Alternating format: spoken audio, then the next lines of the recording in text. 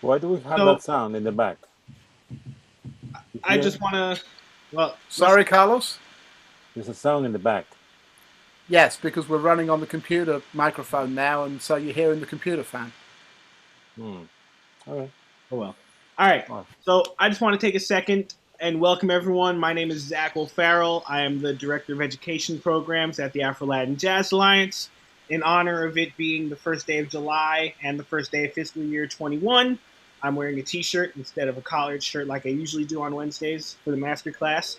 But I'm not going to say much. I just wanted to say what's up. Welcome everyone to this class. Thank you for joining us. I'm very thrilled to introduce someone that I'm fairly sure almost everyone here knows, the phenomenal Bryan Davis, who, in addition to being an essential member of the Afro Latin Jazz Orchestra, has proved himself indispensable to the Alja Familia during the crisis with his video editing skills, as he's been the one responsible for the virtual Birdland series getting up every week. So Bryan is a mensch, and I'm really excited that he's doing this class with us. He's got a lot of incredible information. I don't play the trumpet. My brother does play the trumpet, and that's why I've been able to make so many trumpet jokes with such immunity. But I've been checking out his YouTube channel, and the wealth of knowledge he has to share is profound. So I have the distinct pleasure of introducing the great Bryan Davis to everyone. Sorry, if everyone could just mute your microphone when you're not asking a question, that'd be really helpful. But yeah, thanks, Bryan. Take it away, man. Okay, welcome. Hopefully you can all hear me. We've got that. Hopefully we've got that sound thing all straightened out, and we'll see how we get on. So the title we put together for this class is Effortless Brass Playing, and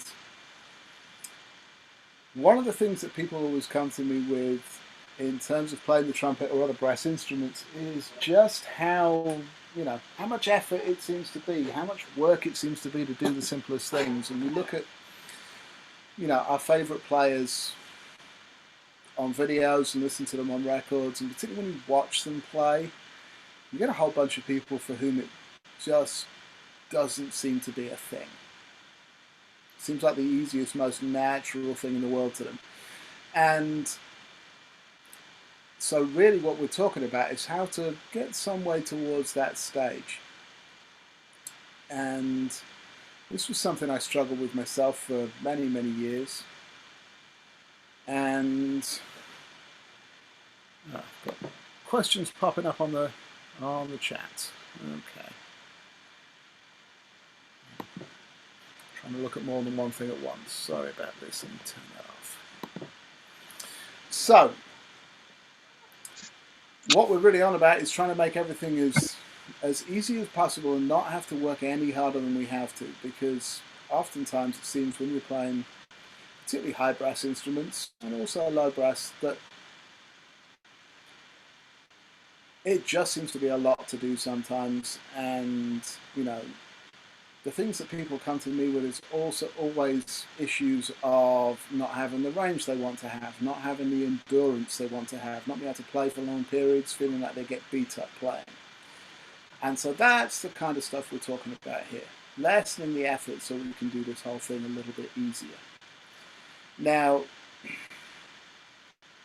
there's one big thing that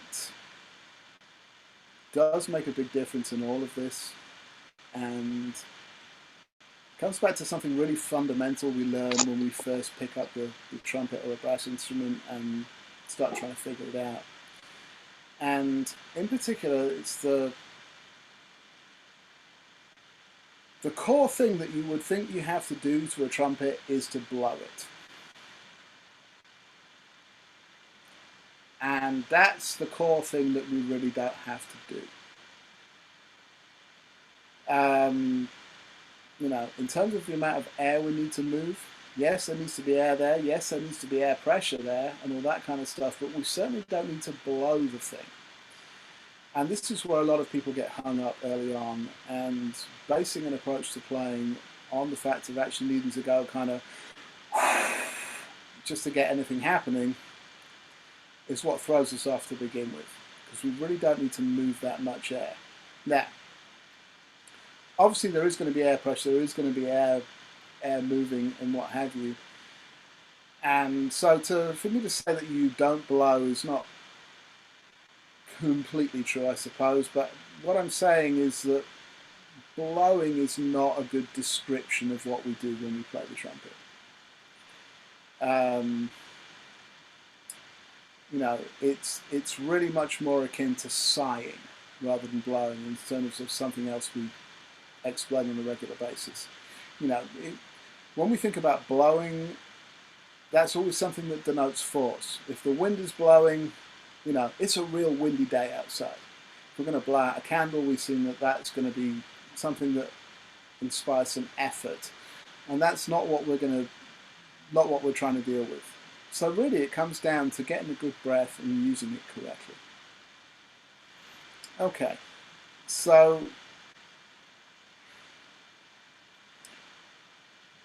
the first thing that we need to do is address breathing, and there's a number of things we can say about this. And since I'm, as well as the dozen or so of you that are here on, how many people are here? I guess there's 14 or 15 people in the session right now.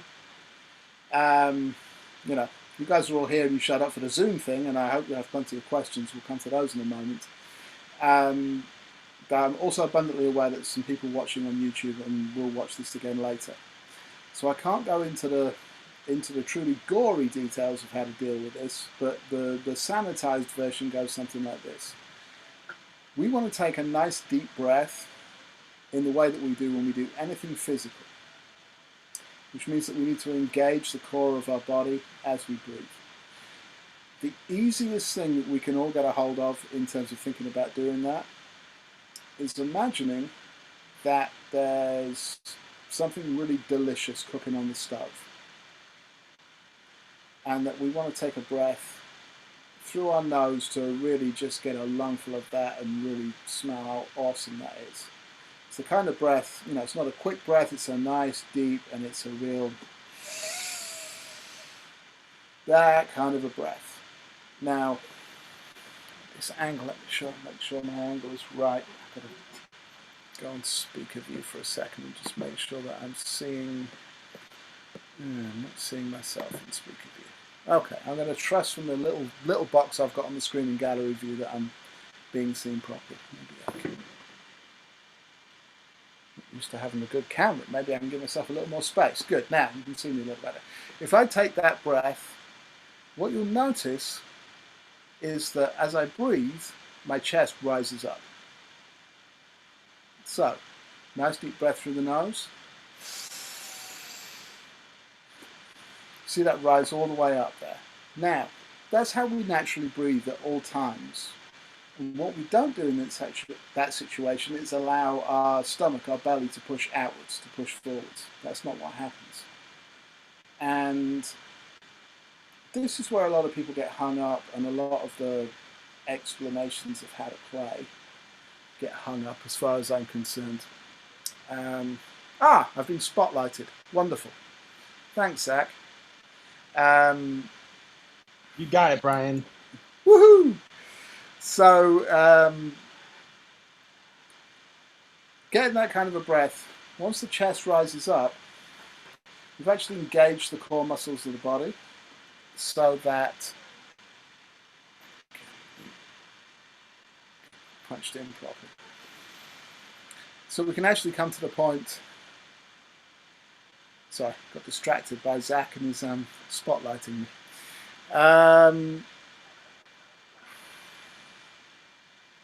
Right, where was I?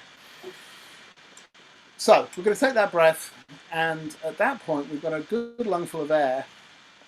The stomach's in, not pushed out. The chest comes up, and overall, if we just release that air and don't push it too hard, it's just going to fall out of us without any effort at all.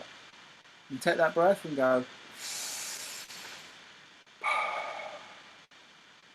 Now you notice as I do that, the air just kind of falls out of me and my chest drops down again. Okay. This is the one tweak I'm going to make to a natural breath. When I take a natural breath and go nice and relaxed, my chest rises up. When I'm getting ready to play a note, I'm going to hold my chest up for as long as I'm releasing the air to play the note. Okay, right. We're on my computer microphone rather than my AirPods, so we'll see if this completely blasts you. I'll try and play to one side rather than straight at it. So I'm going to take a breath. I'm going to play a note, and I'm going to really make sure to hold my chest up as I do that, because that's actually physically what breath support is. And that's the mythical thing we've heard about in all kinds of lessons and band classes and things down the ages, but no one ever explains. This is what it is. You hold your chest up as you play. Now you'll notice that if I do that, I can sustain the note nice and long and nice and easy, but it's really no more effort for me than when I sigh. It goes something like this.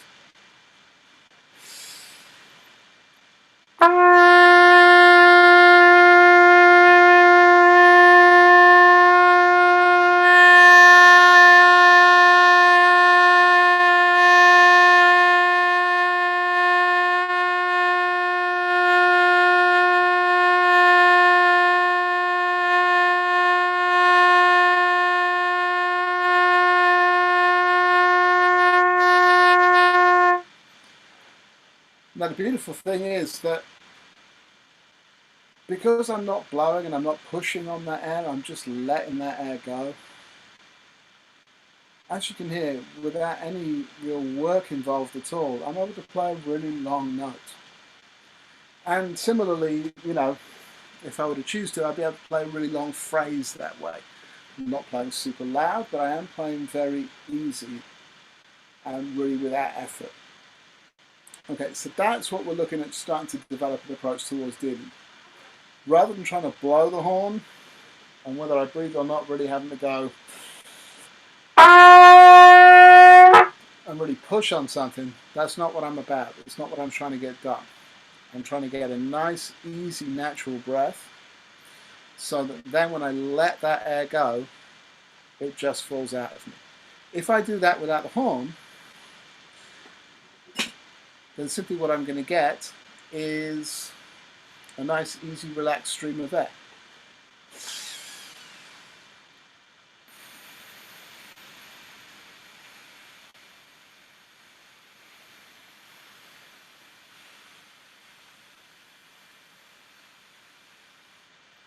But if you can see on there, but there's just a small gap in between my lips, much as there would be when the mouthpiece is in place. And I'm just releasing that air. I'm not blowing. And I can sustain that for as long as my breath hangs in there.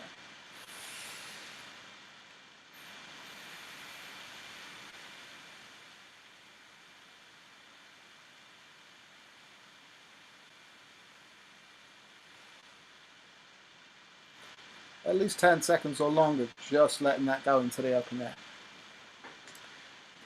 That's really the cornerstone of what we have to deal with. Now, after that, in terms of doing that on the horn and getting to move around a little, then we have to understand that to go higher, we don't need to blow harder. That's the other thing that holds things up for people. When we play high notes and we have this feeling that we have to somehow blow harder to get there. And in actual fact, it's the opposite. But what we do have to do is to make the air go faster.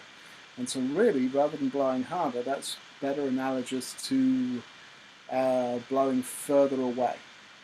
So if I'm releasing the air nice and gently after the sigh,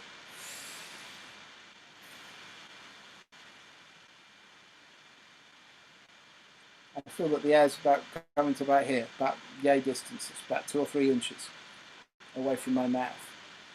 Now, if I want to blow a high note, that's going to be further away, so I've got to get that to happen. How do I do that? It's a little more of a push, a little more of a lift from the muscles that are supporting my breath. And just that alone will let me reach out a little further with my air and feel that.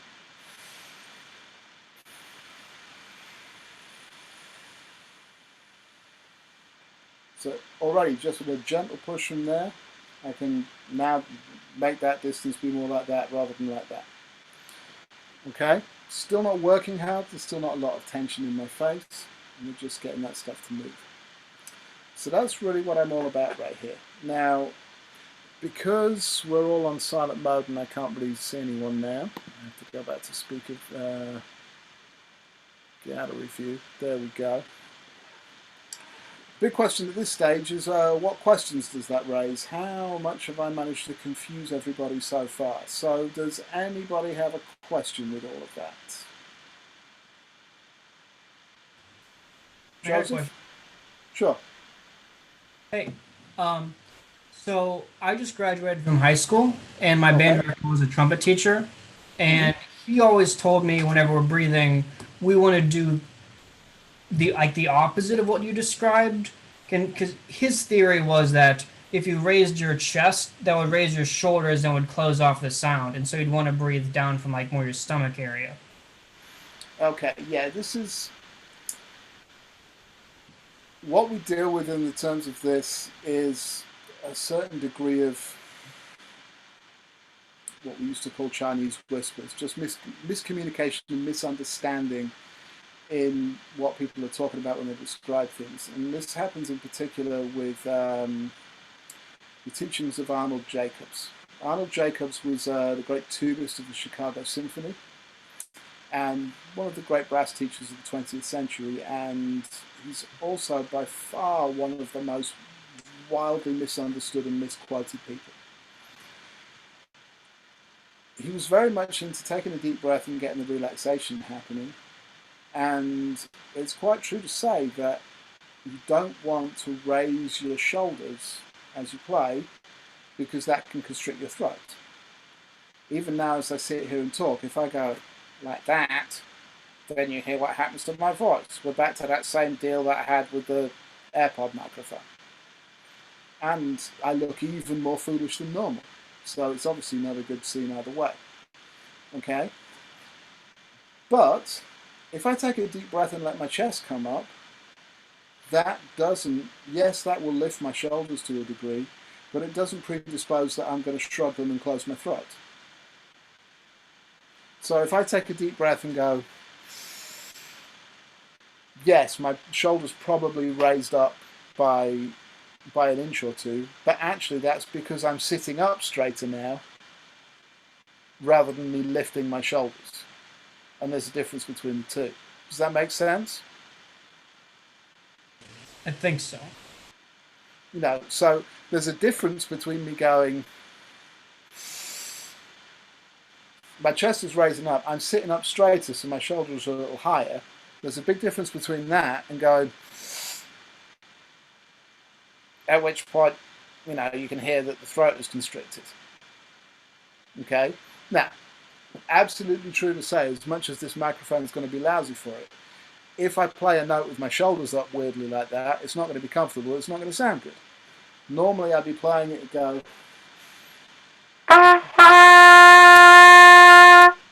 do something weird with my shoulders, I'm going to get to,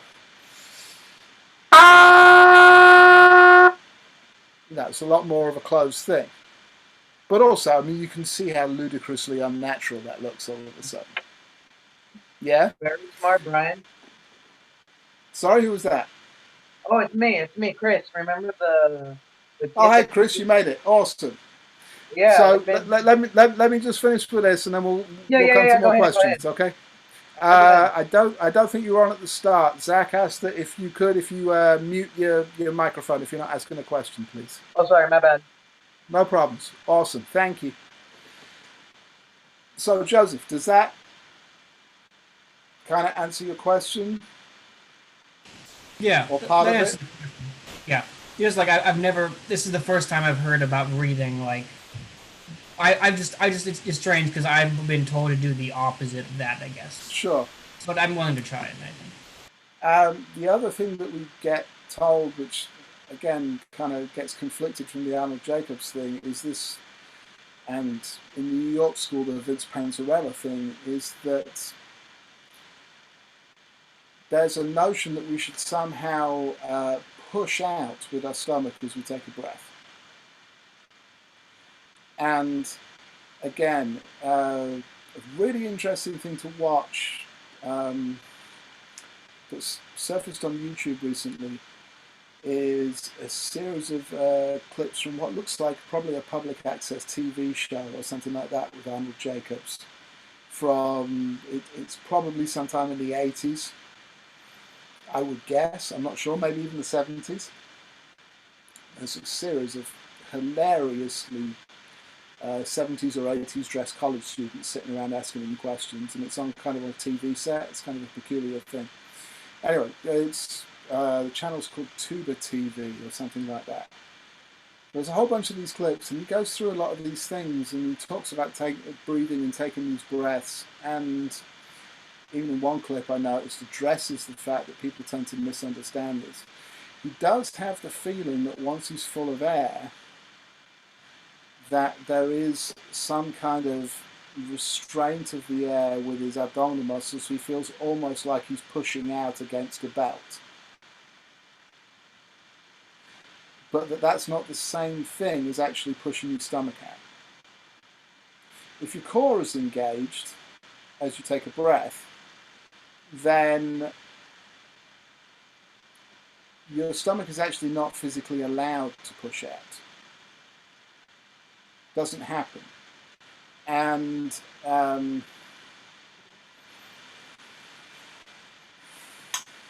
like I say, public forum, and particularly being broadcast on YouTube, I can't very well say out loud, although some of my students who are in the room will probably have little grins to themselves. I see Tyrone there, and I know that Gerald's in his car, and will chuckle to themselves at the notion that they know what I'm talking about, and I can't directly say it out loud.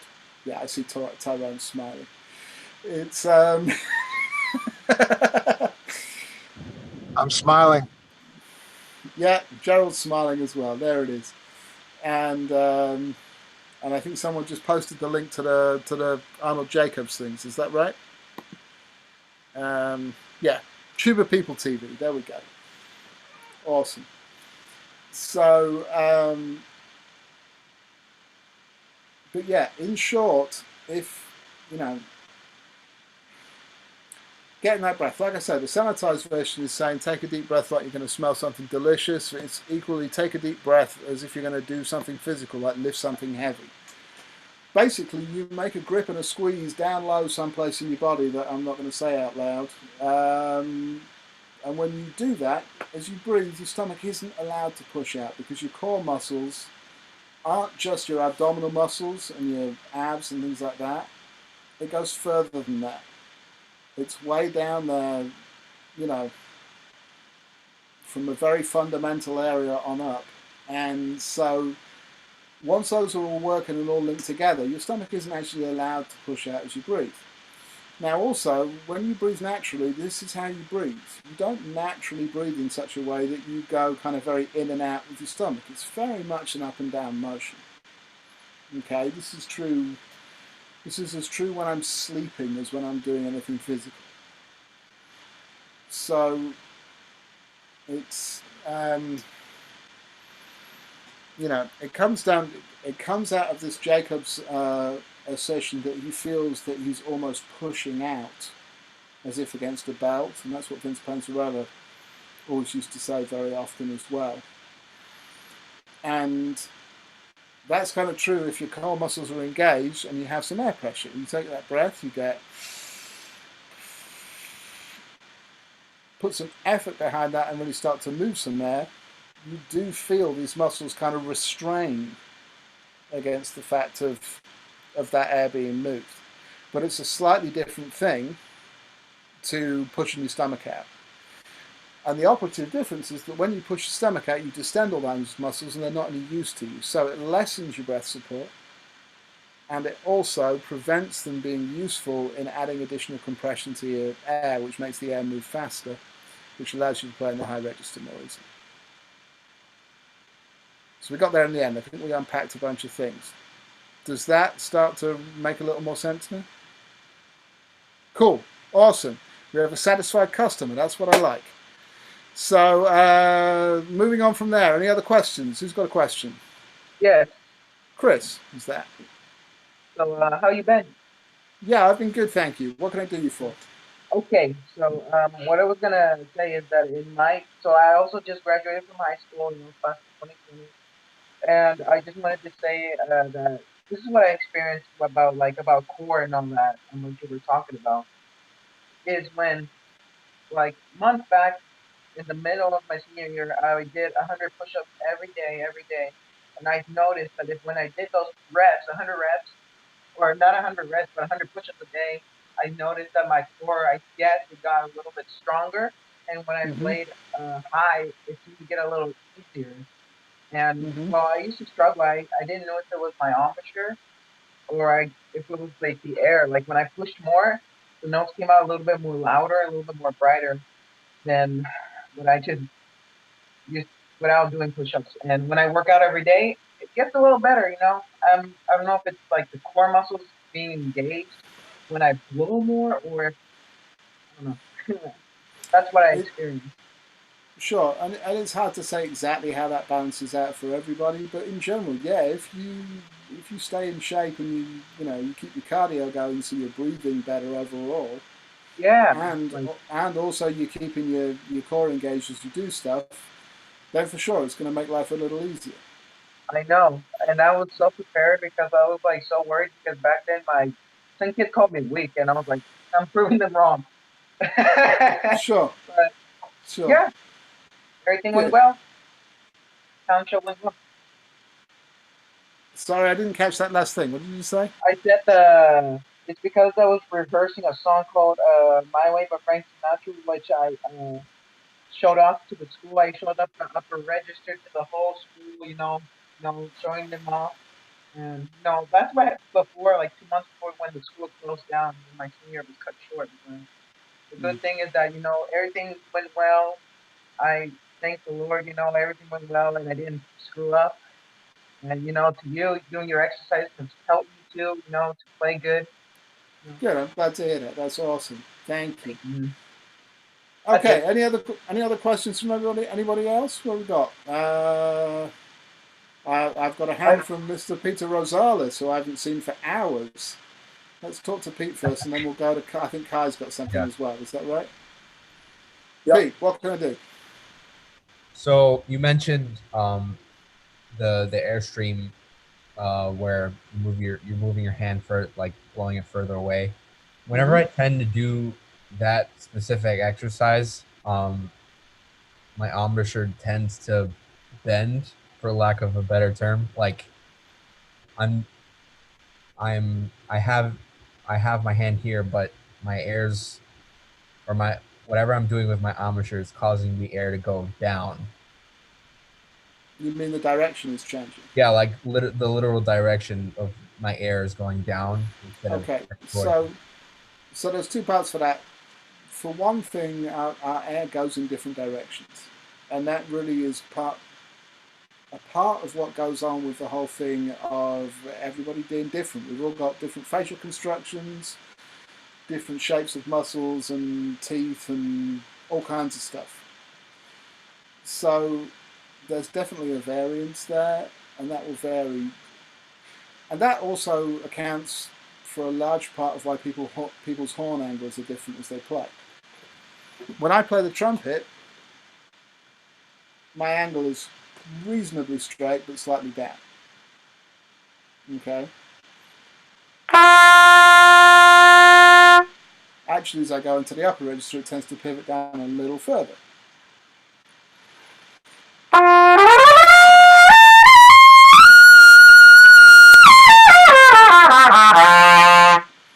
And come up a little as I go lower. Okay.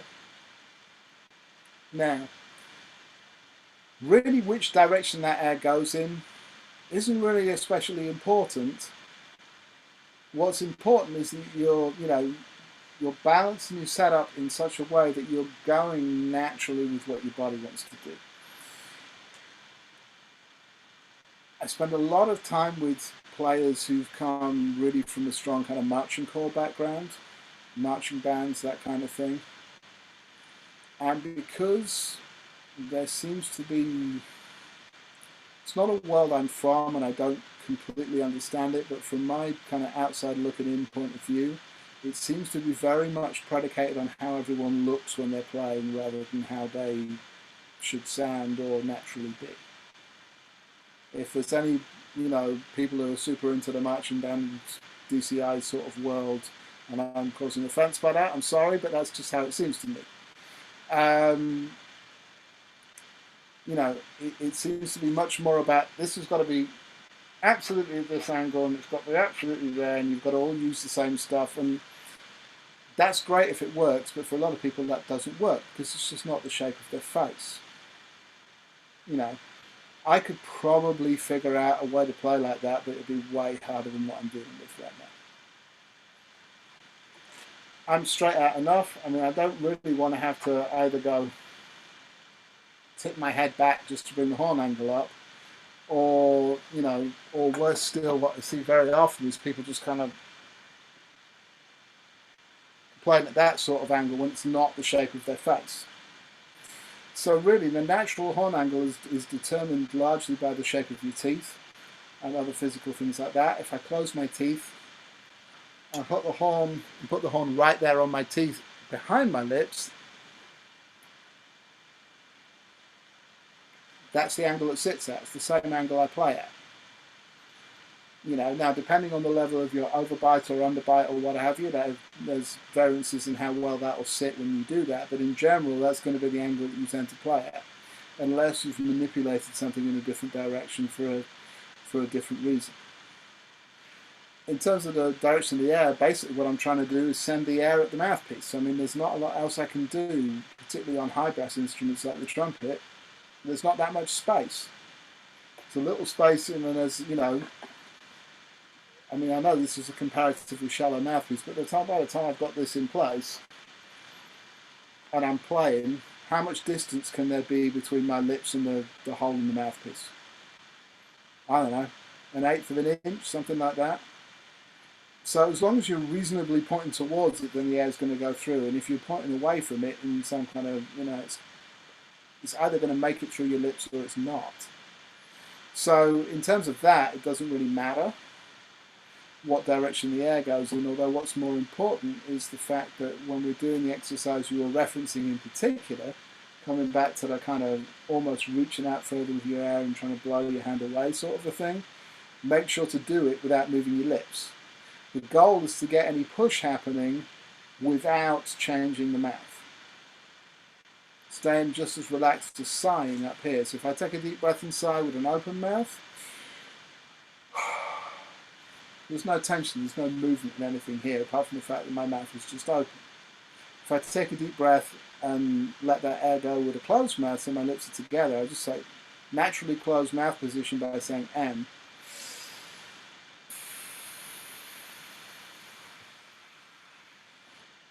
The air comes out reasonably straight. If I push that further and do it again in such a way that I mean obviously you can't see where that air's going on the camera, but if I demonstrate by where I'm feeling it, if you look carefully, there's no difference in what's happening here because I'm trying to do it from compression down here rather than with my lips. Sure, I could go and change the shape of that and get a different result, but that's not what I'm trying to do.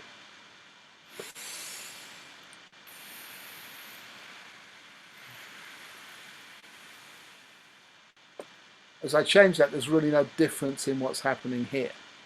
I'm just letting that be, and I'm letting the lips be together enough in a natural position, together but gently enough that when the air moves, they're allowed to part. Does that make sense? Yeah. So I think it comes down to just making sure, watch yourself in the mirror or something if you need to make sure that you're not moving your mouth to do it.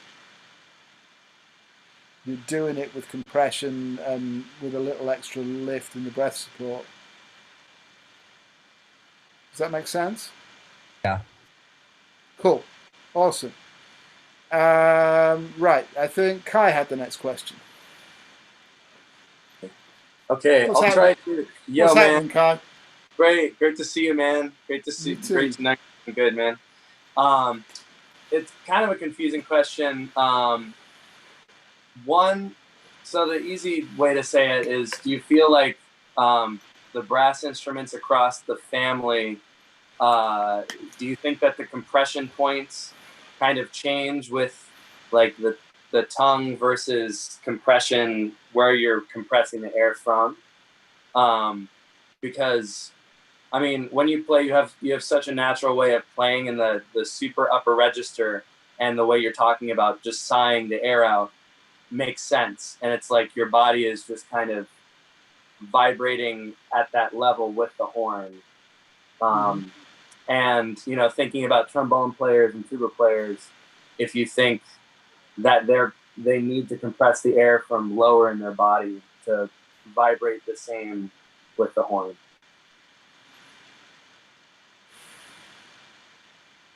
Or you can say pedal tones versus extreme upper register. Sure. Airspeed is airspeed. The operative difference between low brass and high brass tends to be mouthpiece size. Because what the big change that happens there is the amount of support you get for your aperture from the proximity of the rim of the mouthpiece. Okay, I hope that makes sense. If I've got a wide mouthpiece rim, like a trombone mouthpiece or a tuba mouthpiece or something like that, there's a lot more of my face is going to fit into that mouthpiece. As, you know, ridiculously big as my face is, you know, I've got more face in that than I do in that. Okay? Right. And so what that changes in actual fact is the level at which you have to develop embouchure muscles in order to support the formation of an aperture so that the air can balance with the lips, or the lips can balance with the air. Does that make sense? Yeah. Or not? Yeah, it makes sense. You know, if the aperture doesn't get to be that much different. Now, the aperture is never particularly tall, as it were, if you're thinking in, you know, height and width. The aperture, in actual fact, tends to be as wide as the mouthpiece will permit.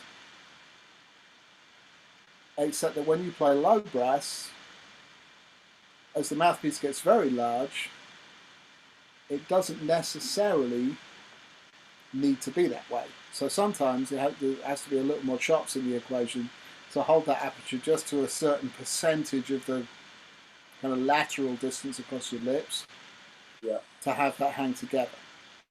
That's, I think, what I'm trying to say. You know, to a certain extent, sure, as you blow louder, you know, the amount of space through the mouthpiece, the amount of distance, and, you know, as we were talking about with Peter's question, with a trumpet mouthpiece, even a deep one, there's not too much distance between your lips and the throat of the mouthpiece. With a trombone mouthpiece, there's often a bunch more. Because we don't really tend to push our lips that far into a mouthpiece. You know, once you get everything set up and everything's kind of holding together, it stays reasonably flat. Okay? And, you know, the only time we really kind of push our lips in there is if we've got a mismatch of sizes or something like that, or some other kind of physical problem going on. You know, we could get into the whole appropriate mouthpiece size for what you're trying to do debate for hours on end, and that's almost a completely separate thing. But it's backed up in that difference between low brass and high brass mouthpieces. When I'm playing this, there's very little space for anything to go on, so, and also the hole through it is very small. You know, in this mouthpiece I have in the horn right now, it's a 28 drill by old imperial standard drill bit sizes. I have no idea what that is in metric. I don't follow those things well enough, but yeah, I think most everybody here is in America, so, you know, no one here does metric anyway unless they have an engineering background. So it's you know, so what I'm dealing with here is very well balanced in the fact that the compression is right there, and I can play as much compression. Also now, for me personally, I have to play with as much compression as possible from down lower than in my mouth, because my lips are so badly damaged from 25 years of playing the hard way that I don't have an option. That would just fall apart in a second if I tried to play a big mouthpiece or play the way that I used to play. Because, quick bit of story time, because I don't know if we ever talked about this, but as I came up, I got very much into the, when I was getting up to late high school age, which some of you are right now, and into college and things like that, I got very much on the bandwagon of this notion that we should be using the biggest mouthpiece that we can to get the result that we need and still work with. That somehow there was a benefit to doing that. And these days I'm very much in the opposite camp. I want to play on the smallest mouthpiece that I can make work and have sound good for what I'm trying to deal with. And the analogies are various and they get crazy, but really it's very analogous to shoe size. There's this notion that we should play the biggest mouthpiece that we can, and that unless you've really got very thin and small lips, everybody should play a 1C or bigger or something like that, some kind of great big fishbowl of a mouthpiece. And I did that for years and years and years. And it would be like me trying to wear size 13 shoes. Would my feet fit in them? Sure. I fall over a lot. I wouldn't be able to walk down the street because I'm a size 10. That's just how big my feet are. And we've got that nailed in terms of shoe size, that we can go to a shoe store and say, what size shoes do I need? And I'll get a measuring device of some sort out and go, this is the size that you need. Good, off you go. And you'll be reasonably comfortable. And then we can get into different styles for different applications, athletic shoes as opposed to dress shoes and things like that. But basically, you wear the same size. Okay? Now, with this other notion of playing the biggest thing as possible, I was basically, like I say, playing wearing a size 13 shoe for everything, playing this 1C size mouthpiece, and I beat the bejesus out of my lips over the course of 20 years. And didn't understand what I was supposed to be doing with my air, blew hard to do everything, even play softly. And as a result, you can probably see, because I've got the good camera on, that there's a scar right there on my lip. I don't know if you can see that. I think the light should be good enough. It's kind of a mark right there. And you would say, well, it's a trumpet player. That's where the mouthpiece sits. No, that's where the mouthpiece used to sit 13 years ago. And what's actually up behind there, in the summer of 2006, I had a very busy summer. I was very fortunate in that regard, but I was playing ever so hard, and I would slightly cut my lips on a regular basis. And I had a period of about 5 or 6 weeks where I didn't have a day off. I was on tour. I was playing 8 shows a week, playing a Broadway-style big band show. And we were on tour, and I was actually an hour's drive from where I lived for that whole month. And as a result, I was driving home every night, and all the people at home who I hadn't seen because I was always away on tour were going, great, oh, you're back, awesome, right, we should do these 3 records we've been talking about, and we should do this project and that project and all kinds of stuff. It was a great month or so of work, but at the same time, this cut on my lips started about 3 days into 5.5 weeks.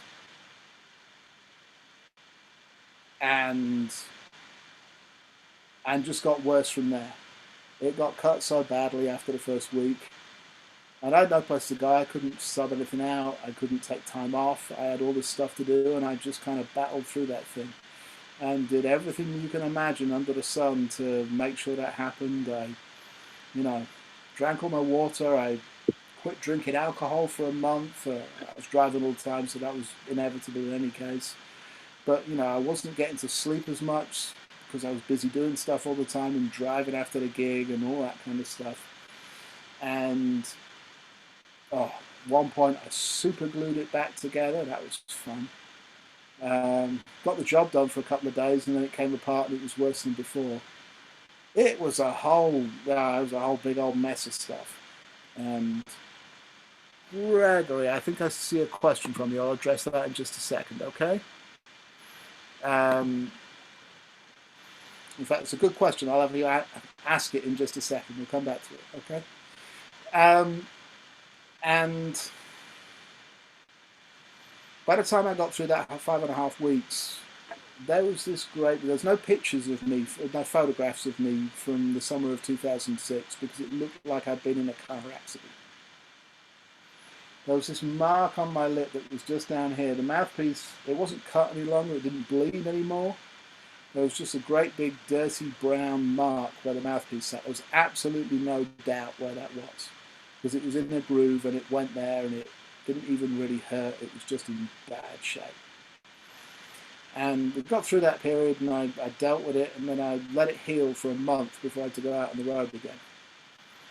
And literally took 3.5 weeks off at the horn. I was on vacation and it healed up and it was more or less cool and it looked alright. It looked a bit scarry and what have you, but it was okay. And I practiced for about a week before I went back out on tour, played the same show, so I knew what I was dealing with. And we got 10 days in and it was hanging together pretty well. And all of a sudden, one night in the middle of the show, it went ping and blasted straight back open to what it was like after that 5.5 weeks. Except it was the version that still bled. It was not a good look. And when I say it went ping, actually, it was in the middle of a shout chorus, and the chap playing second trumpet next to me, it made an audible noise above the band because he looked around to me and went, "What was that noise?" And then, "Oh, what happened to you?" Because I was covered in blood all of a sudden. Because this thing literally just burst. It was ludicrous. Anyway,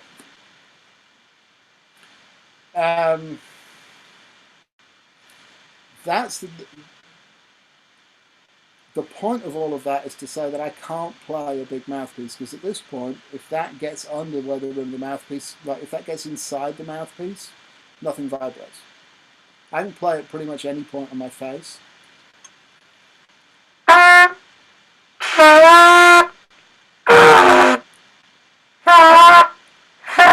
You know, some kind of sound will come out everywhere except here. Nothing happens because this in here is actually, it's beyond just scar tissue. It's so much scar tissue in there that it's actually what shows up on like dental x-rays and things. It's a little patch of dead in the middle of there because it's completely cut off from any blood flow or anything like that. So take that for what you will, cautionary tale or whatever, but as a result, I mean, I'm very much in this camp now of trying to deal with the mouthpiece that actually fits for my face. I have to keep it on the small side. I'm probably wearing a size 9 shoe rather than a size 10, even though 10 is my size for a lot of applications, but it does mean that I can still play because I probably shouldn't be able to. Now, Gregory had a follow-on question from that related to adapting to that. Gregory, do you want to pop your mic on and ask the question so everyone can hear what it was?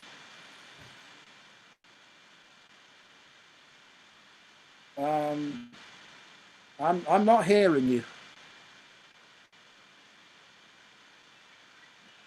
Can anyone hear Gregory? I can't. How's that? Oh, there we go. There he is. Had about 6 different Bluetooth things attached to it, so Sure, fair enough.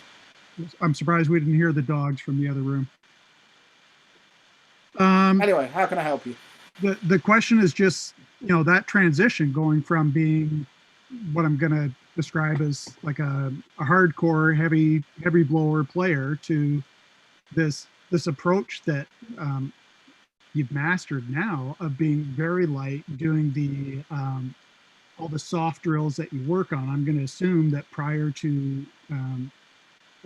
prior to the incident that wasn't necessarily the focus of your playing, and the kind of challenges that you ran into making that switch. Yeah, I mean, it's interesting. The other point to that story is that I really changed because I had to. I had no option at that point. I already kind of deep down knew it was untenable to keep playing the way I was playing, but also when that burst open again that one night, it was very evident that, you know, the spirit was willing, but the flesh wasn't. And so, you know, I knew I had to make a change in that. Now, this is a very big and important part of the process. The person who helped me deal with this was Roger Ingram. Roger Ingram, as some of you will know, is arguably the greatest lead trumpet player of the last 40 years. Is for my money in any case. Absolutely magnificent player, and he's worked with the Woody Herman Orchestra in the 80s in particular, and then famously with the Harry Connick Jr. band through the 90s and into the 2000s. You know, that's some just astonishing, beautiful playing right there. How do I spell his name? Roger Ingram, Ingran. And, you know, like I say, he's famous for all the high note stuff on Harry Connick Jr. records, but if you listen to the mid-80s Woody Herman, things like Woody's Gold Star and the Concord Records Woody Herman compilation in the grey box, which I don't actually know what it's called, but I mean, that was one of my favourite things. There was only 2 or 3 records he was on, but it's just astonishing playing. Anyway, Roger was someone I've been a fan of, obviously, for a long time, and so I was in Florida as it happened when the injury re-happened, and I was coming up to New York. My wife was already here. We were just dating at the time, so I was coming up to visit her. This is, 15 years ago or something. And so I've been trying to get a lesson with Roger for a long time, and because of the people I was with in Florida, he'd lived in Florida for a time and they knew him, so I actually got put in touch with him and was able to go see him. And I took 4 hours worth of lessons with Roger Ingram, split 8 months apart, and walked into the room and, you know, gotten a hold of him finally after a couple of years of trying and spoken to him on the phone, and he said, well, you need to do this, and I've got this lip problem and so on and so forth, and explained a little of the story I just told you. And he said, okay, great, you know, we met up at Michiko Studios in New York, and sat me down, saw me play 2 notes and said, yeah, okay, yeah, I got you, I know what's wrong. Basically, I mean, to play anything, even to play softly or loudly or anything in between, I was just blowing as hard as humanly possible. You know, playing a soft note was a question of going, you know, just 150% effort just to get the easiest, softest thing out. And so what Roger taught me was specifically the wedge breath or the yoga breath that he and Bobby Shue and other people teach,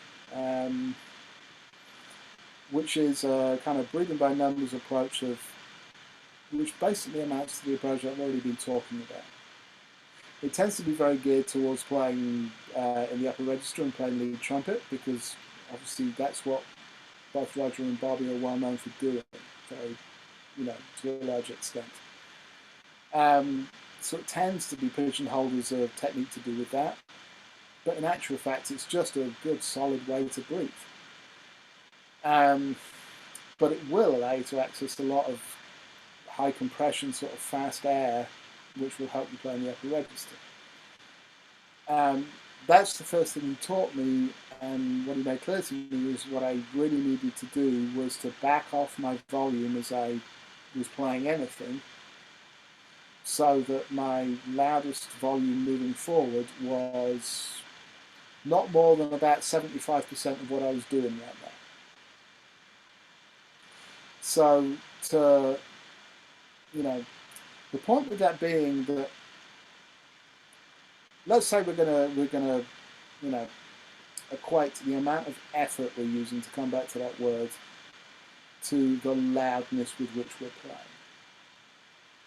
generally, when we're playing really loud and we're playing really hard, you know, if we're going 100%, we might be making a whole lot of noise, but at that point, it doesn't usually sound good any longer.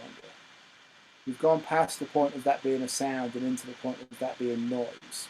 And anyone who's ever stood in front of a middle school band will attest to it. That sounds great, because that's what, you know, particularly younger kids, particularly when they're getting started, you know, tend to do. You tend to honk on the thing very hard and make that kind of a sound. Now, a very important thing in all of this is understanding that there's a sweet spot in terms of the loud end of your dynamics, which is right around somewhere between 70, 75, 80% of as hard as you can play on a given note, is where it switches from sounding good to sounding noisy. And that really, you'd never get any louder, per se, than that level.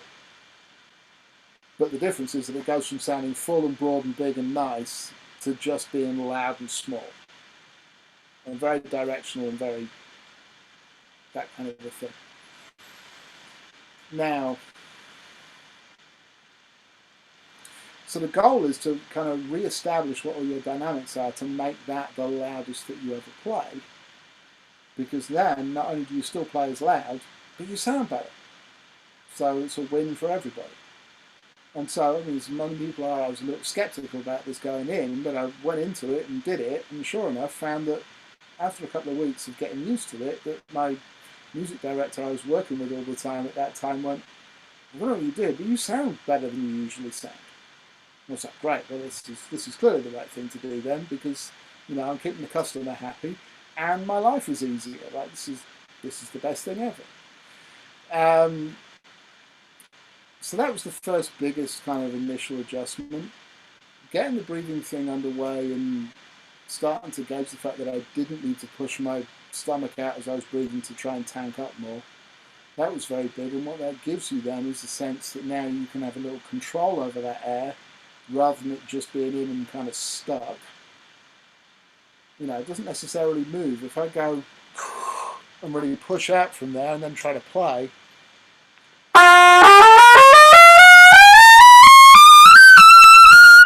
I've really got no power to go into the upper register. There's nothing there, and I'm having to blow ever so hard. It's probably completely destroying this laptop microphone. I'm sorry, but also it's really not going loud at all, and I'm just working my tail off for it, and it doesn't feel good. It's not easy, and you know, I'm going to wake up tomorrow morning and know about the fact that I just did that, because my stomach muscles are just going to be mad at me from being distended in that way, because it's been a long time. What I'd much rather do is keep everything engaged, keep that moving so that I can use these muscles to lift, and it will let me go there. And because I'm not trying now to play as loud, in fact I'm actively trying to not play as loud, the sound hangs in much longer through the register. And that's really where it's got to come from. So in terms of transitioning to that, it needn't take a tremendous amount of time, but it does require a couple of things. You've got to kind of actively practice a couple of specific things. You know, maybe they will vary slightly, but they'll be specific to what your situation is. And you've got to be convinced that it's a good idea. And that one is really the sticking point for most people. That one was not a sticking point for me, because I had this terrible injury that I was, you know, evidently not able to recover from any longer, because I'd gotten too old to heal on a regular basis. By the time I was in my mid-30s, that, you know, I didn't bounce back. I wasn't as elastic as I had been when I was 25. And to go with that, you know, the person who told me the information and gave me all the stuff was one of my favourite lead trumpet players, who sat in a small room about 8 feet long in a little tiny rehearsal studio in Michigan in New York, and played like the loudest double high Ds I've ever heard in my life straight in my face for a half hour. So, I mean, that was convincing enough. And that's really what it takes. It doesn't take a whole lot of time. When I did this while I was working 8 shows a week, and I would say that, after about 3 months, everything was a lot more balanced, and I was starting to kind of really figure out what I was having to deal with.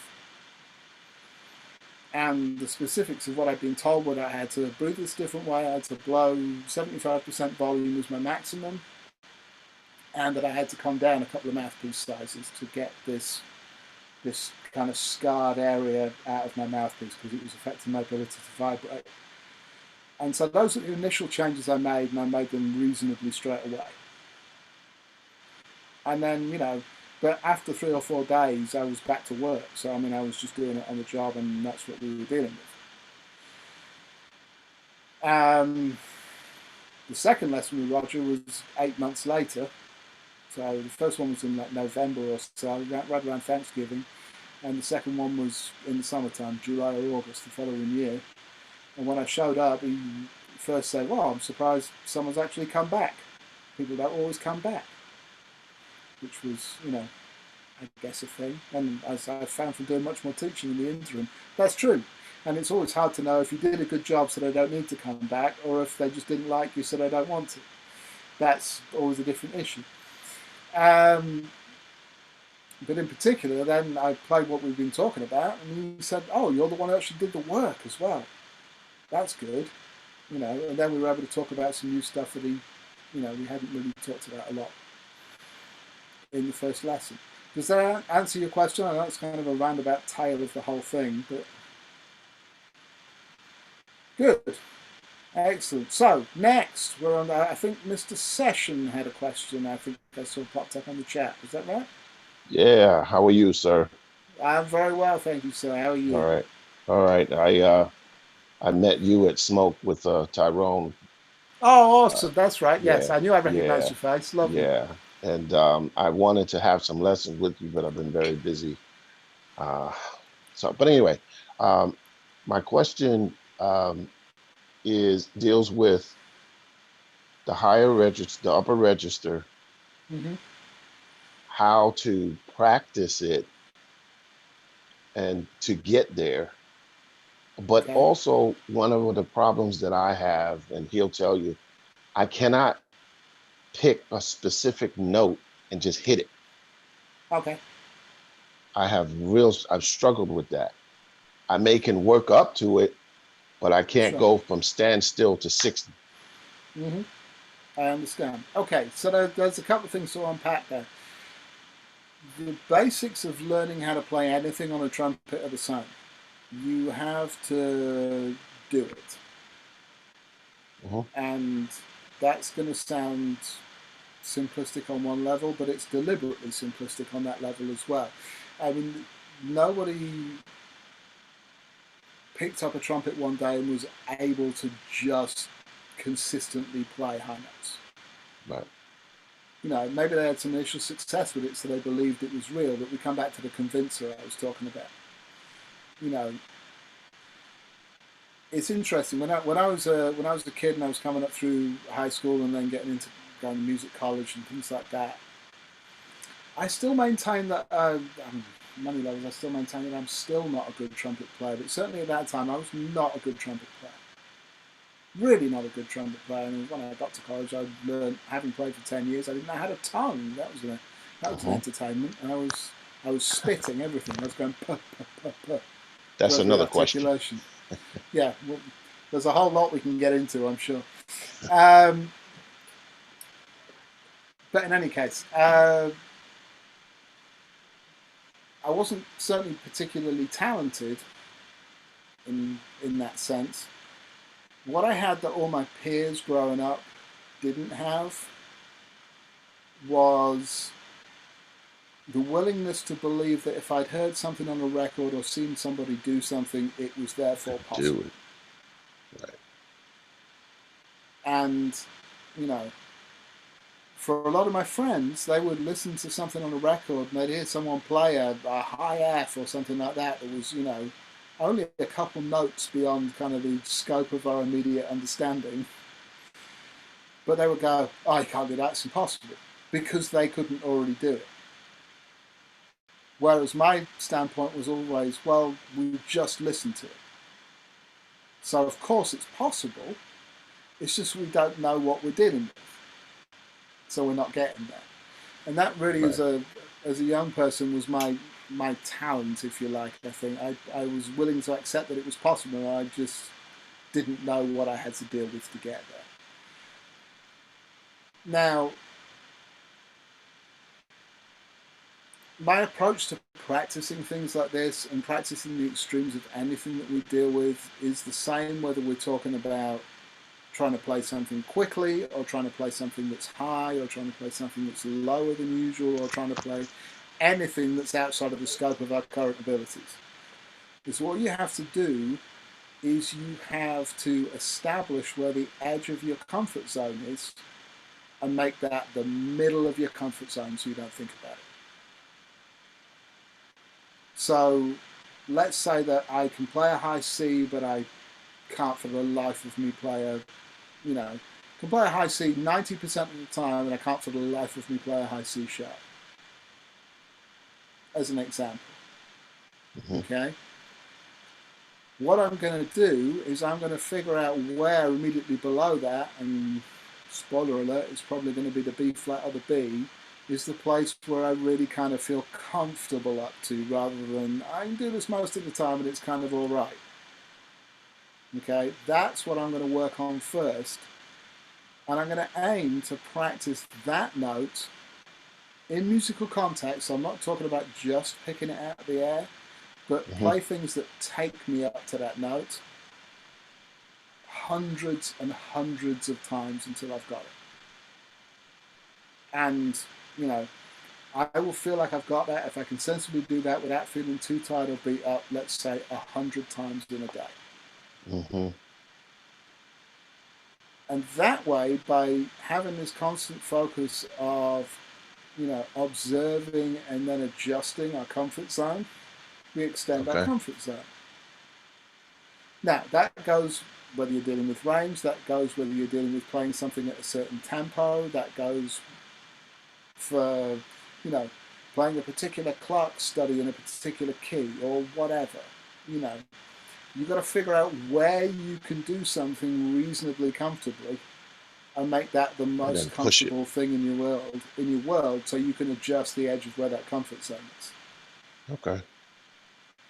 And in the end, to make something there's nothing more difficult about playing a higher note than you can, one note that's higher than another. It's just probably less familiar.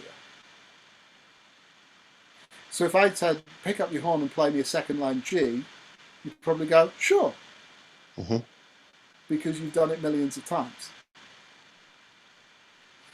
But if it's something at the edge of the range, because it feels like a challenge, because it's at the edge of what you're dealing with, you kind of maybe have to work a little hard to get there. You can't do it that often.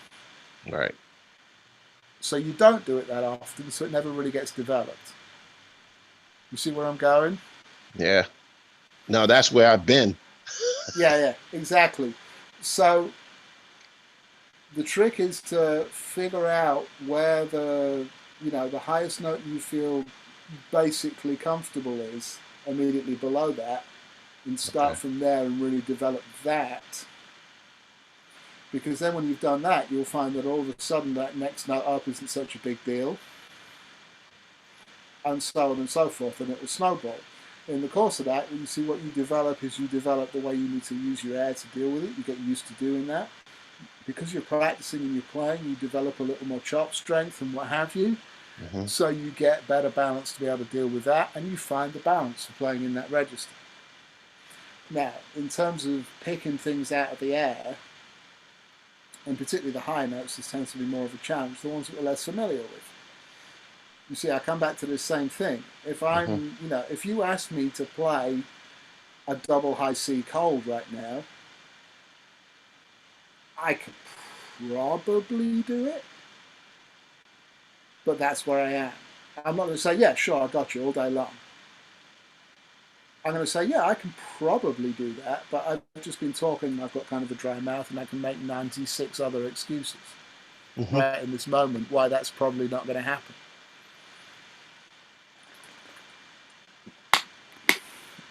But if you ask me to play a high C, 100%, I got you. Right there. I lied, that was a B flat. There you go, I didn't even get that right. But you get the idea. You know, Yeah.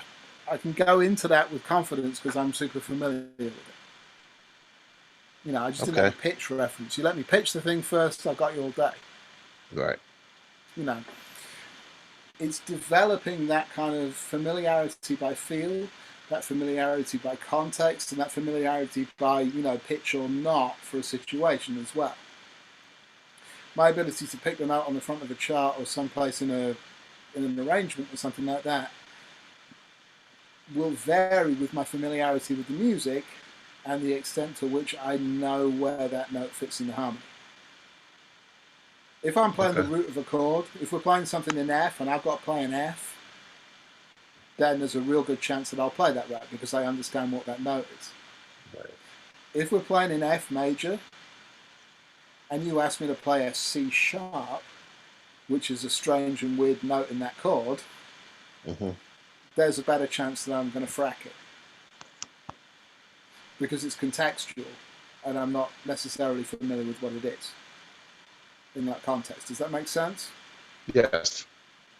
So, you know, Now, to develop that and develop that accuracy in that sense, there's a bunch of things you can practice. The obvious thing to practice is scales and kind of diatonic patterns like that, so you get familiar with playing in a certain key.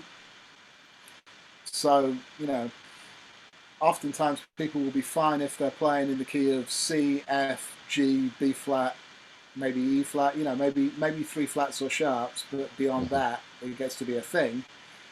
It's not that accustomed to playing an F sharp major, maybe.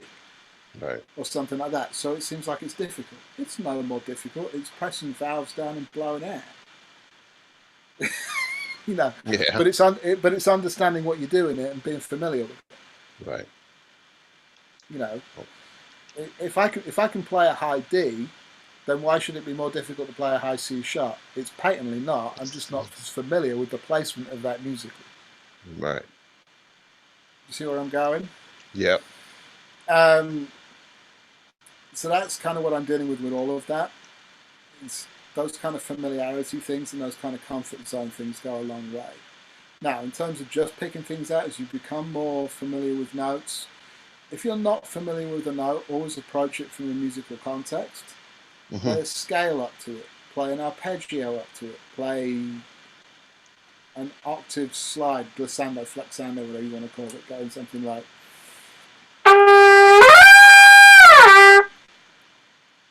That way, when you approach it, you've got a pitch reference and you know where you're going. Right. You've got something to gauge whether you play the right note or not. You do that, you make the pitch comfortable in itself, and it becomes more familiar, and you get the feel for how it feels to play that note, then you don't worry about it. Just do it. Yeah, exactly. Make sense? Yes. Good. Yes. Thank you. That answer, my pleasure. Does that answer your question? Yes, it does. Thank you. Very cool. All Awesome. right. I've got a hand from Mr. Sam Leviathan. There he is. What's happening, Sam? Hey, Ryan. How's it going? I'm good, thank you. Nice to see you. Thanks, yeah. So I have a question about, like, tension. So, like, when you're playing, I know that you wanted to have, like, the tension in your core, and, like, in the, like, lower, like, abs part. How do you, like, not have the tension, like, up here? Like, how are you able to just keep it relaxed? Again, it's partly familiarity. That's a big part of it. And it's practicing things in such a way, like I say, bringing things into the comfort zone makes it easier. If you're constantly just dealing with things at the edge, then, you know, that overall tension, we tend to tense up and worry about something and go, to get there. And so we tend to bring that approach into everything that we do. Now, mentioned kind of tension in the abdominals and things like that. It's not necessarily what I'm talking about. I think tension is a difficult word in terms of that, because definitely I want to have engagement in my core. I want the muscles to be lined up and working, but I don't want them to be unduly tense. I want them to be relaxed, but that's another word that people tend to struggle with. I think we had this conversation before. Yeah. But it's one of the age-old arguments. It's one of the reasons I quit looking at trumpet forums or quit trying to engage with trumpet forums and things like Facebook and stuff like that, where people talk about trumpet. Because you get a lot of arguments about what words mean, and it becomes incredibly frustrating. And the word that people tend to have a real problem with is relaxed. Because there's somehow this sense that if you're relaxed, then everything's completely disengaged and just floppy and not doing anything. Now, okay, I can understand why you might think that about being relaxed, but I know I'm kind of, on camera and facing a whole bunch of people right now, but would it be fair to say that I'm relaxed? Do I seem to be under undue pressure, or like really feeling stressed out, or no, I'm just sitting here talking to people, playing a little trumpet. It's kind of fun, Now, so okay, you say, sure, it's relaxed, great. That doesn't mean that there isn't dozens and dozens, if not hundreds of muscles engaged and working in my body right this second. I'm breathing because I'm talking. Just the muscles that are going into, the sibilance and providing syllables and stuff like that in my mouth, all the muscles that are working right there. There's dozens of them. Absolutely dozens of them. Are some of them under some tension? Yeah, probably, if you want to look at it that way. But actually what they're doing is just being engaged and doing what they do. And so that's what it comes down to in terms of, I want the support muscles for my breath to be engaged and I want them to be working. But actually, if they're unduly tense, they're not going to help me. So what you have to have kind of working is just getting those things engaged and getting used to being in that position and being relaxed and having it happen. Now, in terms of tension up here in the face and stuff like that, what that tends to stem from, a lot of that oftentimes tends to be habitual, and it comes originally from the fact of not having your air properly balanced and trying to blow too hard. If you take an improper breath and you don't get your muscles engaged down through here in your core, then what you tend to have to do is you have to blow to get something to happen. So you actually have a kind of much higher up in the chest someplace kind of motion of having to go and really kind of do something to move some air. Now when you do that, then what you have to do is kind of balance that as best as you can with your lips and how you hold your horn and what have you. If you get that other tension, you tend to start kind of gripping with your shoulders a little bit, like Joseph said earlier on. We don't want to have our shoulders up as we play, but equally we don't want to be in a position where we have to feel like we've got to go and kind of really muscle it just to hold the horn and play. That's another degree of tension that we don't necessarily need. Now, if that happens to be what you've been dealing with, then it's easy for some other tension to come into your face for that altered balance. You see where I'm going? It's a bit of a balancing act, and it's a bit of a high wire act in some ways. But once you get it, then it starts to make stuff a lot easier, and it comes from starting in your comfort zone and really getting familiar with how something is and extending that. So, for sure, you'll see a lot more kind of manipulation physically in what I'm dealing with if I'm playing in the extreme upper register. And particularly if I'm playing up towards the edge of what I can cope with, then that's a different thing to me just sitting and going, sure, play G.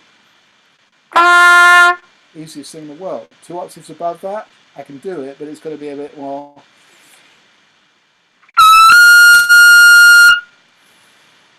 Still not too bad because I'm pretty familiar with it, but there's still more effort. You can see more effort. Yeah. You see where I'm going?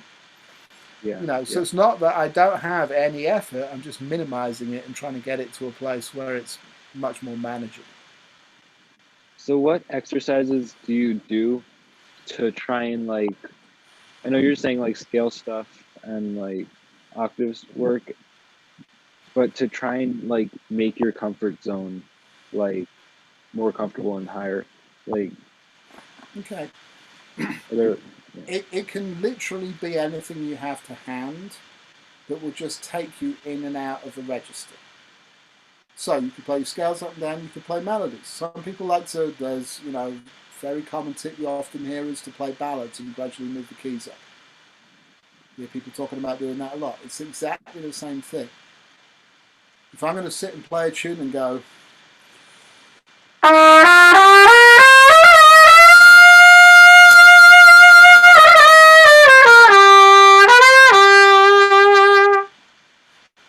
that's nice. If I want to play that in a different key and move up some, then I can do that.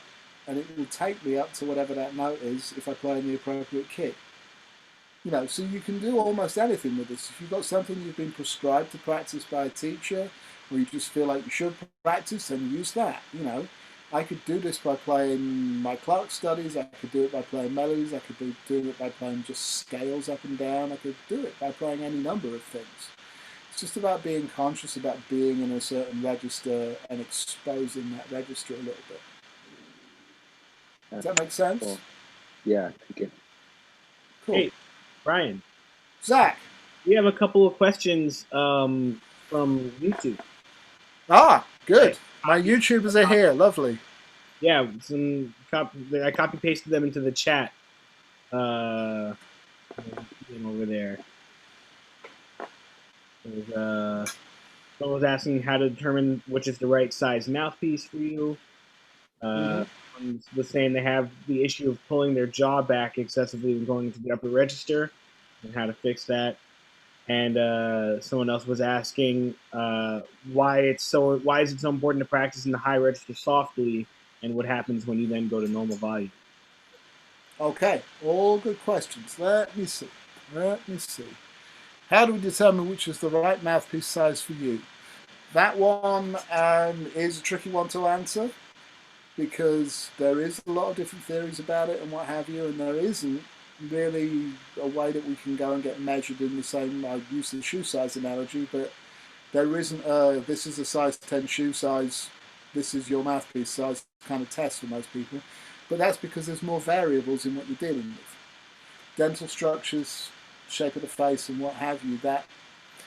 So, I mean, there's a certain amount of trial and error, and if you can go to, you know, you can't very well go any place and test mouthpieces right now because of dealing with a pandemic and what have you. But when such a thing is safe again, you know, you've got to go to a place where they have a selection of stuff and they have some knowledgeable folks who can help. That's really the best advice I can give about that because there's so many variables.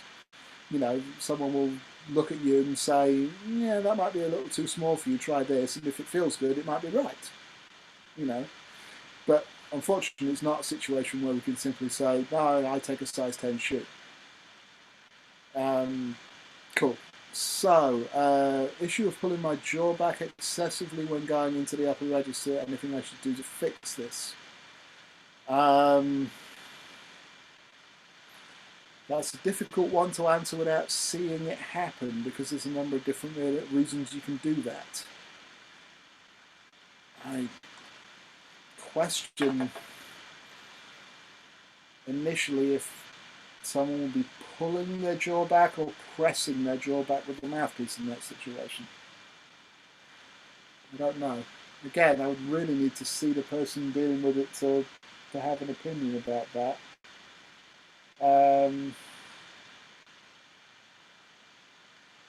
Yeah, that one's tough to answer without seeing the person who's dealing with it. And why is it important to practice softly in the high register? Okay. there's a couple of reasons for this and a couple of things that go into this, and it's we could talk for an hour or more about this on its own, but I'm not sure anyone has that much patience. But anyway, let's see what we can do. Generally, I think it's important to practice softly, whether high register or not, because I'm very much of the mind that I'm not trying to control anything with my lips. I want my lips to be able to respond to the air that I give them, because that way we tend to keep undue tension and things like that to a minimum, and therefore it makes it easier to sound good in whatever we're playing. Now, with the upper register specifically, what we have to understand is that due to the physics of the instrument and the physics of sound, what we need to keep the resonance happening as we move higher and higher in the register is we need more air speed, but we need less air volume. And in actual fact, there's a causal relationship between air volume and air speed. And this is backed up in the Hertz scale, which is what we use to measure frequency of notes. So we've all probably heard that we tend to tune our instruments to A440. It's very common. Okay, and different countries have different standards. A lot of mainland European places will tune to, say, 442 or something like that. But either way, that's beside the point. The note A has a frequency of right around 440 hertz. Now, the note A an octave above that has a frequency which is double that. So the frequency is right around 880 hertz. Octave above that is right around 1760, and so forth. It's not a straight line scale. It's someone with better memory of what math is will give me the right word for this at some point. But it's a curving scale on a graph rather than a straight line. So it's probably a logarithmic scale or something like that. Anyway, in terms of how the frequencies move. What is true in terms of playing a trumpet is that in order to play a note at the same acoustic volume, one note and then an octave above, to play at the same acoustic volume an octave above requires the air to move twice as fast, but also have half the volume in terms of the amount of air going through. Otherwise it gets louder. So, if I play two notes,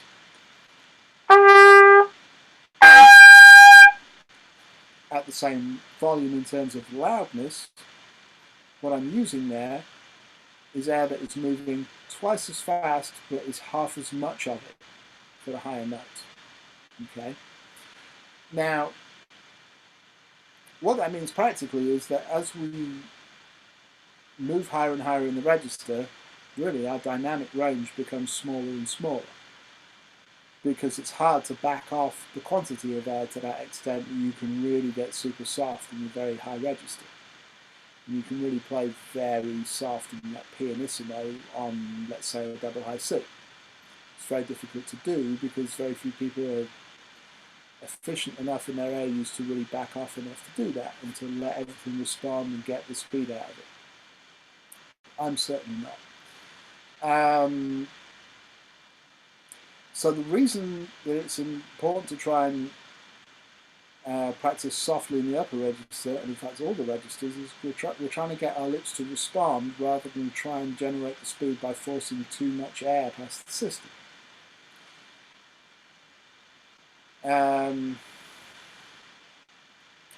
So what we're trying to deal with is the fact of not just trying to play softly up there, but also playing dynamics in the right way and letting our lips respond to them rather than trying to force dynamics with our lips. If we're trying to play softly in any register, what we've got to try and do is let the lips respond to what that is and not try and pinch the lips to try and hold on to a note. So if I'm playing soft in the middle register, I would say,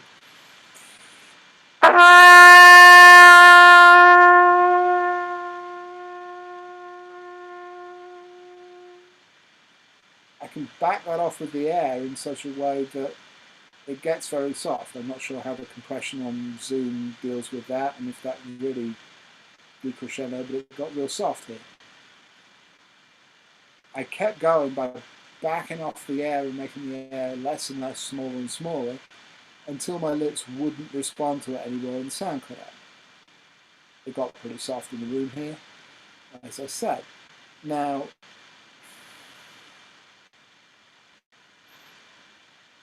if I do that an octave above, I've got less I'm going to be able to bring back to, because my lips don't respond to that real small vibration of that real soft air right there.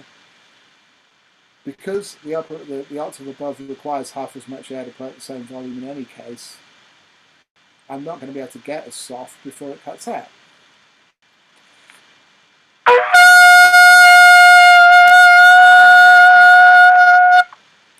Doesn't get back there quite as much. Now the important part of that is the fact that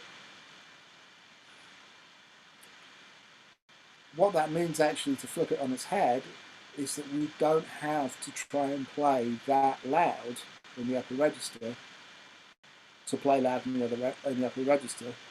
You know, it's about half as loud as it would be an octave below. So if I'm playing fortissimo on a second line G, that's going to be louder than my chops can probably deal with on the note an octave above. And if I try and go, you know, to the next octave, I'm going to blow myself apart and no sound is going to come out before the note actually happens, because I'm trying to blow much more air than the system can take. So that's why it's important to try and learn to play softly in the upper register, because it will give you a chance to A, learn to play softly overall, and also get back to the point where you're dealing with an appropriate amount of air for the register that you're trying to play in, rather than over-forcing it and making your lips overwork and making the rest of your body overwork just to try and deal with it. It comes back to what we were talking about in even the vague title of this class as a whole, which is, you know, playing effortlessly. You don't need to play so loud in the upper register, and also how can I best say this? If I'm dealing with that scale I was talking about, where the loudest good sounding note I'm going to play is 75% of as hard as I can play on a given pitch, the hardest note I can play on a higher note is going to be less air to begin with, so I've got a sliding scale of how much I need to move. I hope that makes sense. That probably doesn't translate well at all, but hopefully that makes enough sense to answer the question. Anybody? I'm seeing some people flicking at buttons. I have an endurance question. Yeah. Oh, two people at once. Tyrone, let me address the other one first, and I'll come right back to you. Okay? No worries. Who else do we have here? Sorry. Yeah, go ahead. Hi, I had another question about tension. I can start off playing in a very relaxed manner, but over the course of the phrase, tension starts to creep in, especially in the throat. Sure. And for me, that happens more as the core engages a bit more. So if I'm adding volume, if I'm getting to the end of my air, so I'm having to engage a bit more to keep the airflow going. So I was wondering what your thoughts on relieving some of that tension could be. Some of that tension. Okay. So as we get into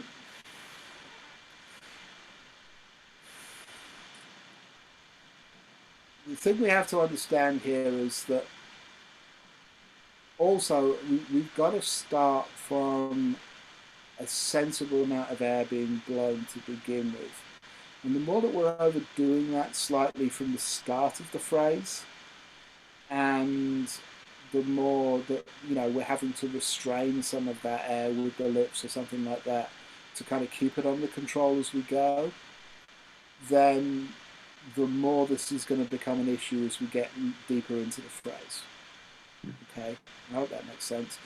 You know, if I'm already having to do an extra 10% work at the beginning of the phrase just to keep everything copacetic as I start, that's going to build up and up as we go through the phrase, because actually what we're dealing with, and also kind of working with and against, is the body's natural reaction to the fact that if we don't breathe for a long time, the pressure warnings in our brain and stuff start going off.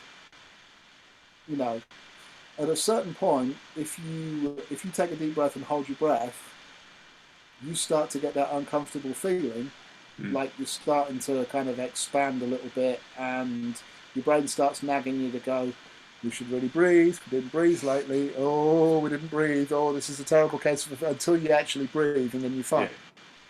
Yeah. Okay.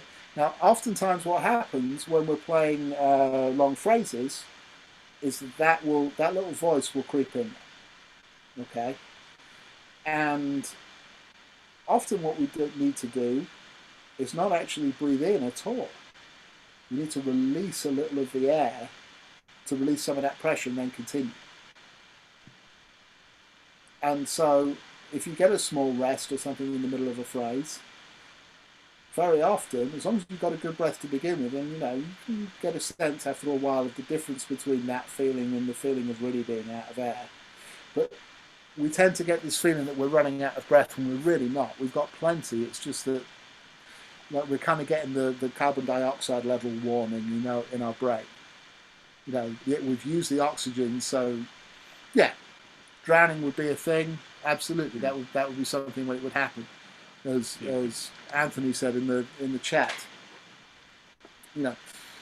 And certainly if you've ever looked at anything like the Wim Hof method for extending breath and stuff like that, if you've seen any of that stuff on YouTube, it's kind of interesting.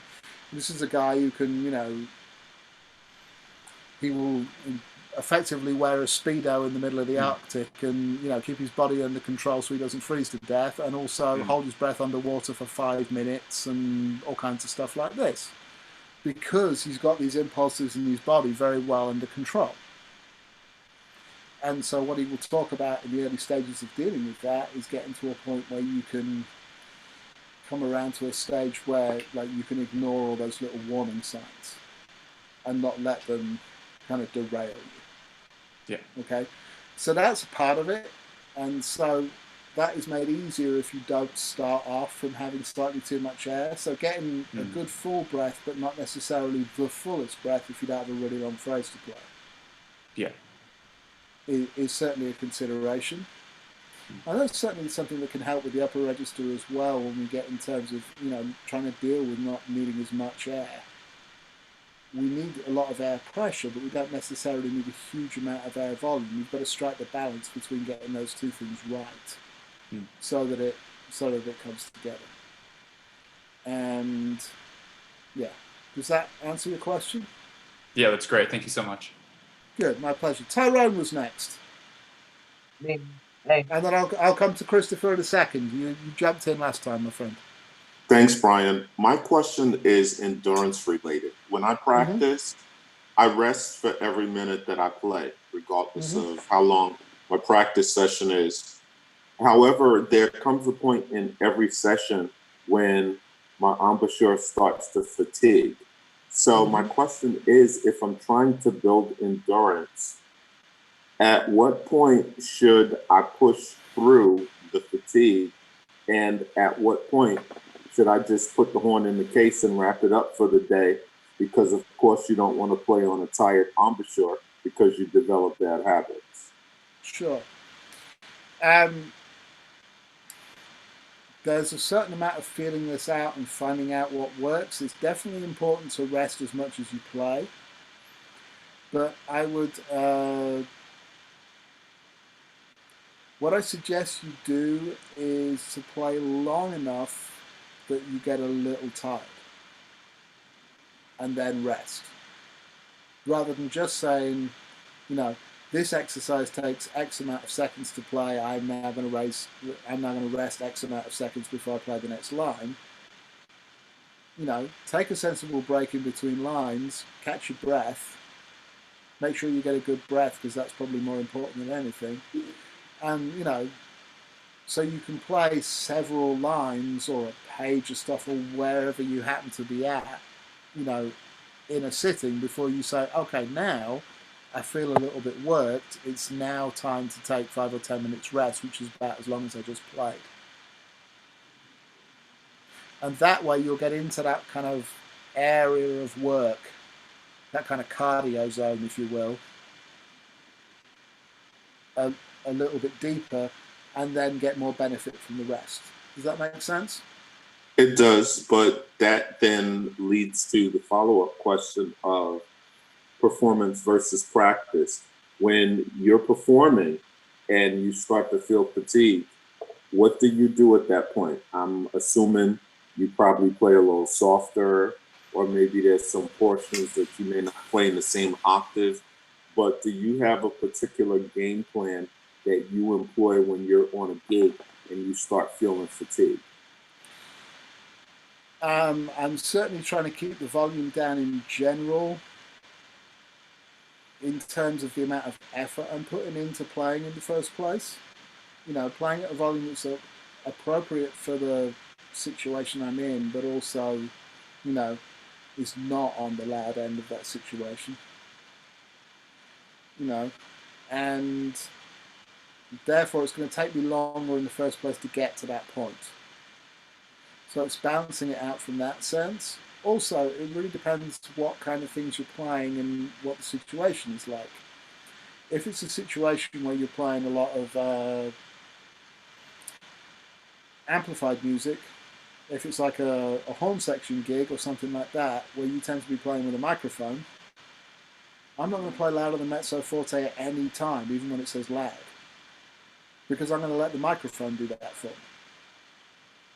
And that way I'm going to be able to play a lot longer before I get tired in the first place. If I'm playing an acoustic big band thing or something like that, and we're not mic'd, then that changes the game slightly and changes my approach. In any case, I'm not going to push the volume so hard that I get to the stage where I really can't deal. Sometimes it happens. Sometimes we run into things which are, you know, excessively difficult or whatever. But for the most part, because I'm trying to overall keep my effort level down at all times, you know, when I do play loud, I'm trying to play loud to an extent where I'm not having to overblow to the point where I've really got to ram the horn into my face, which causes things to feel damaged and feel tired quicker, and that kind of thing. I'm trying to keep it pretty even so that I don't beat myself to pieces going, you know, on anything.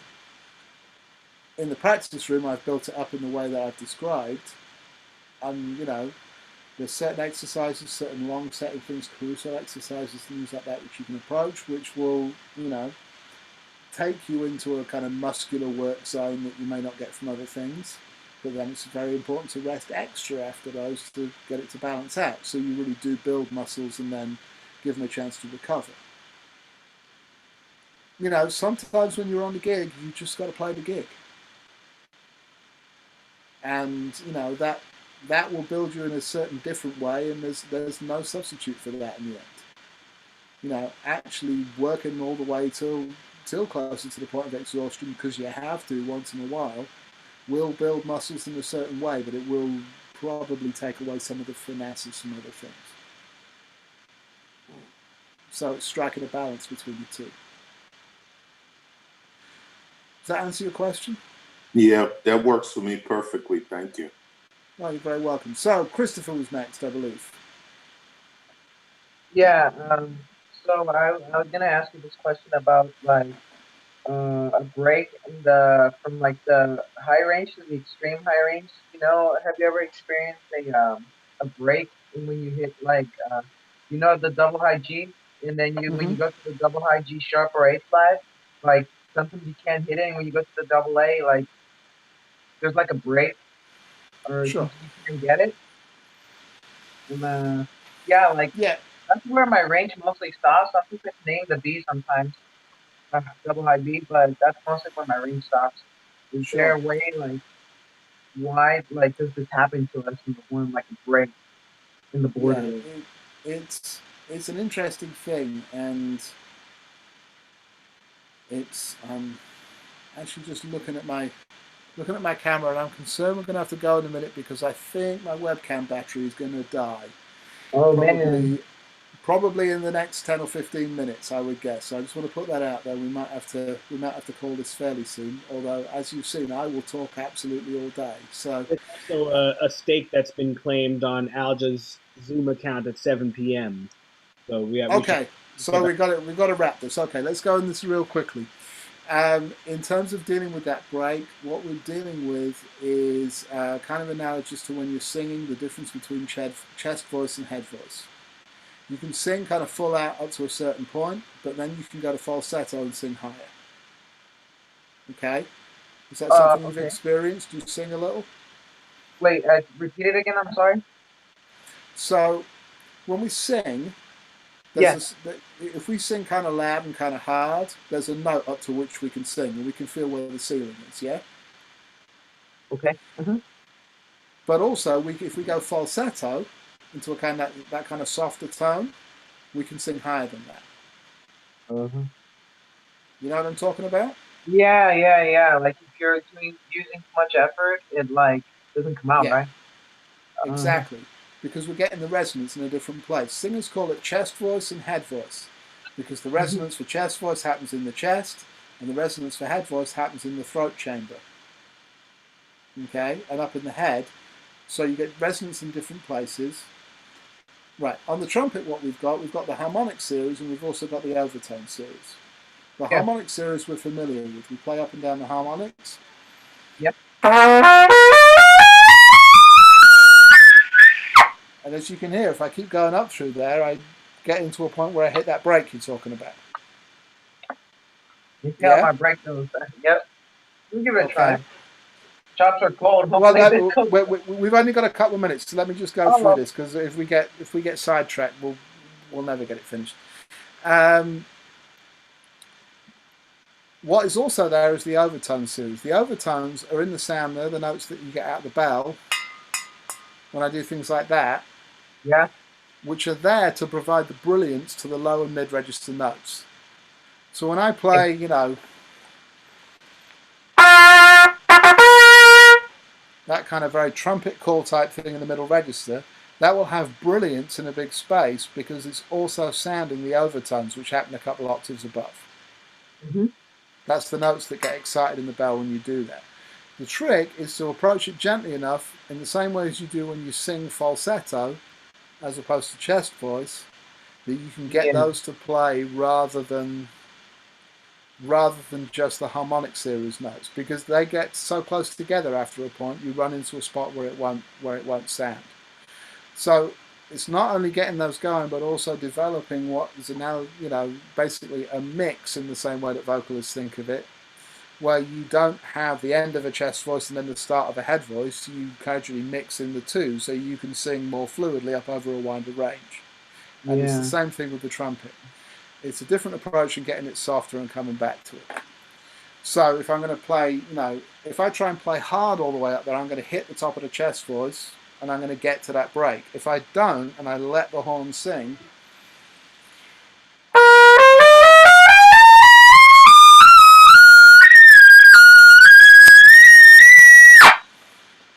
I can back off it enough to let those come out. Now, as I get used to where those slots are and get used to not leaning on them so hard, the sound will equalize and sound much better all the way up and down for both. Nice. Well, yeah, it's great. Like, since I've been practicing a lot, you know, my playing has improved over the last 4 years, actually, because back then I used to play so bad. Like, my cheeks used to be like this. All puffed out, yeah. Yeah, it's never feels good, and it's never a good look. It was never a good look. It was my freshman year. Yeah. Cool. No, I don't do That's that awesome. Well, I'm glad you're enjoying it and having a good time. Anyway, Mr. O'Farrell has reappeared on the screen, and I know better than to not pay attention when Mr. O'Farrell appears on the screen. Oh, please, Mr. O'Farrell is my father. Well, I know, that's where I'm used to it from. Quite the Pavlovian response. Yeah, wow, Bryan, I just want to say thank you so much for sharing with us. I want to say thank you to everyone who participated. This has been fantastic. Tons of incredible information. And in fact, my girlfriend's an opera singer, and she was nodding along with much of what you were saying. All the stuff that was involved in breath. She doesn't know anything about lip technique. But yeah, thank you so much, man. This has been fantastic. My pleasure. And I just want to give my quick little spiel about Alja and all that we're doing. We do these master classes every Wednesday at 5 o'clock Eastern Time. We have some incredible artists lined up for the rest of the summer. We're finishing up the schedule for the rest of the summer too. And we also, during the COVID-19 crisis, we're offering everything we do for free. But I do want to mention, in case anyone has the means and would like to donate, we have created the Alja Emergency Artist Fund, which has been giving money to artists who have been completely without work during this whole time. They fill out very little paperwork, and 100% of all the money donated goes straight into the pockets of artists who are desperately in need during these times. So if anyone has the means to donate, we would appreciate it very much. You can find that on our website, afrolatinjazz.org. And if you haven't already, give us a follow on social media at Afro Latin Jazz Alliance on Facebook and Instagram, just to stay in touch with us and keep up with everything we're doing, because we have a lot of great programming.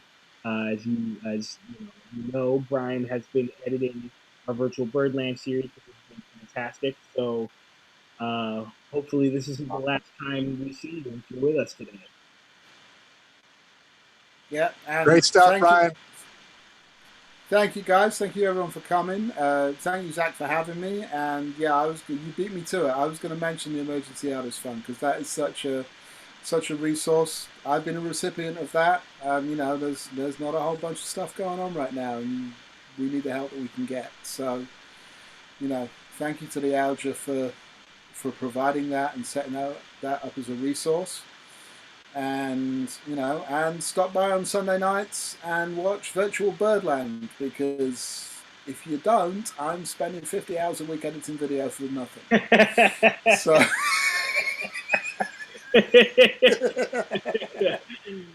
oh, we can't have that. Cool. Well, thank you very much, everyone. Enjoy the rest of your Wednesday. Enjoy the rest of your week. Thank you, Bryan. Bye, everyone. Thank you, Zach. Thank you, Bryan. Thank you, Bryan.